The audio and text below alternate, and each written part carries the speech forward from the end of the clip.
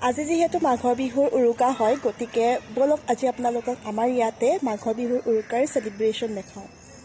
আৰু এফালে মেজি খৰি কাটি থৈছে বনোৱা নাই বাৰু মেজিটো লাহেকে বনাব আৰু এফালে হৈছে আমাৰ ভেলাঘৰ আজিয়ে বনাইছে দেই আৰু এতিয়া আমি লাগি গলো পাচলি কটাত সন্ধিয়া হোৱাৰ পাছত যেহেতু বনাবই সেইকাৰণে আগতীয়াকে যদি এইখিনি কাম কৰি থওঁ তেতিয়াহলে মানে বনোৱাতে একো দিগদাৰ নহয় আৰু লৰালৰি নহয় সেইকাৰণে আগতীয়াকে আমি পাচলিখিনি কাটি থৈছো আৰু এতিয়া চাওকচোন পইচাৰ ডোনেশ্যন কৰি থকা হৈছে মানে থালত দিবলৈ পইচা কমি গ'ল সেইকাৰণে লৰাখিনিৰ পৰা তুলিবলৈ ক'লো কিন্তু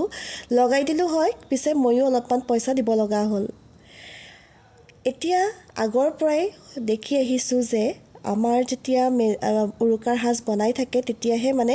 মেজি তুলে মানে খোৱাৰ আগত মেজি তুলে ঠিক সেইদৰে আজিও তেনেকৈ মেজি তুলিলে আৰু এইফালে আমাৰ জানটোৱে আকৌ চুলি কাটিলে দেই কেনেকুৱা লাগিছে কমেন্ট কৰি জনাব আৰু এইফালে সকলোৱে বনোৱাত ব্যস্ত হৈ আছে আমাৰ যেহেতু কাম নাই কাৰণ আমি আগতীয়াকে সকলোখিনি যা-যোগাৰ কৰি ৰাখিছো সেইকাৰণে এতিয়া ফটোৰ ভিডিঅ'কে তুলি আছো মাজে মাজে ঘৰলৈ গৈ আছো কাৰণ মা যেহেতু অহা নাই মা গা বেয়া হৈ আছে সেইকাৰণে মা কাৰণেও ঘৰত ভাত বনাই আছো আৰু এইফালে আমি আহিলো পাতমেজি চাবলৈ লৰাবিলাকে পথাৰত নৰা কাটি মাহেৰে পাতমেজি বনাই থৈছিল আগতেও বনাই বাৰু কিন্তু ভবা নাছিলো যে এবাৰ বনাইছে বুলি তিহতি জ্বলাবলৈ যাওঁ বুলি কলত আমিও আহিলো চাবৰ কাৰণে আৰু এইফালে আমাৰ পাতমেজি জ্বলোৱা হৈ গ'ল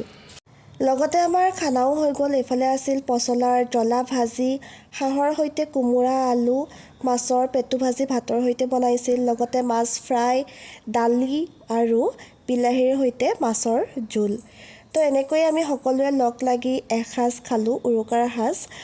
আৰু ভাত পানী খাই দিয়াৰ পাছত বহুত বেছিয়ে ঠাণ্ডা লাগে যেহেতু বাহিৰতে আছো সেইকাৰণে আমি সকলোৱে লগ হৈ জুয়ো ফুৰালো